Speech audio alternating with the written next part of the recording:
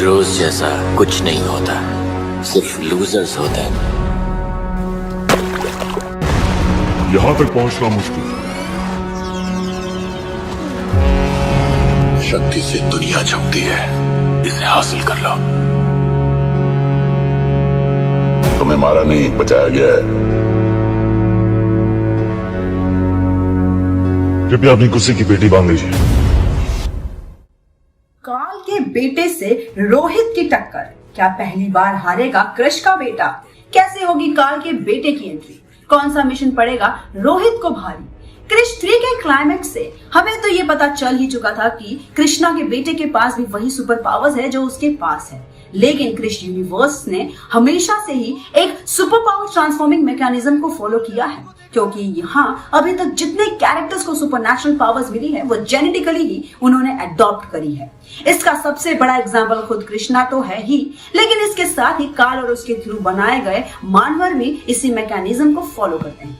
यानी DNA is main entity जो power को ट्रांसफर कर रहा है, बट इसके साथ ही एक वेरिएशन और भी देखने को मिला है, और वो ये है कि हर ह्यूमन बीइंग इन पावर्स को अलग अलग तरीके से इनहिबिट करता है, यानी उन्हें अडॉप्ट करने का तरीका सबका डिफरेंट है। जहां कृष के पास सिर्फ फ्लाइंग पावर्स और सुपर स्ट्रेंथ थी, वहीं काल के पास हीलिंग फैक्टर, मैटर कंट्रोलिंग और भी कई एक्स्ट्रा पावर्स थी।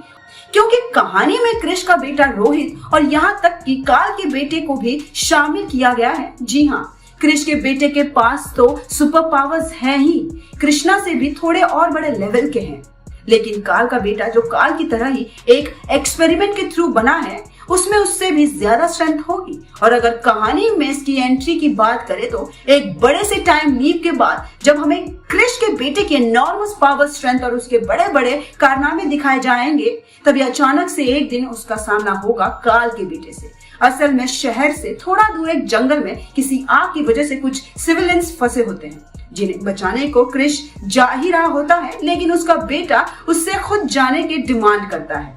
और क्योंकि अब कृष उस पर भरोसा करने लगता है और उसकी एबिलिटीज को अच्छे से जान चुका था, तो वो उसे जाने देता है। रोहित पलक झपकाते ही सुपर स्पीड में जंगल पहुंचता है और सिविलियंस को बचाने लगता है। हालांकि वो उन्हें लेकर वहां से दूर शहर के एक हॉस्पिटल में छोड़ देता है और वापस जंगल जाता है पूरी तरह से उस आग को बुझाने।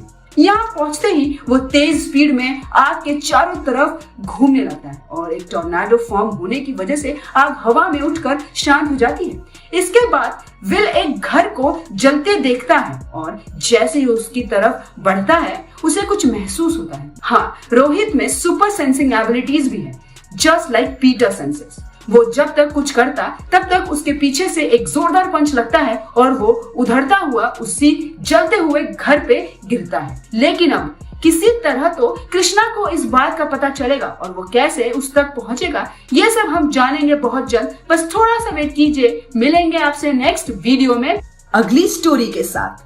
तब तक आप हमें कमेंट्स में बताएं कि आपको काल के बेटे से क्या एक्सपेक्टेशंस है।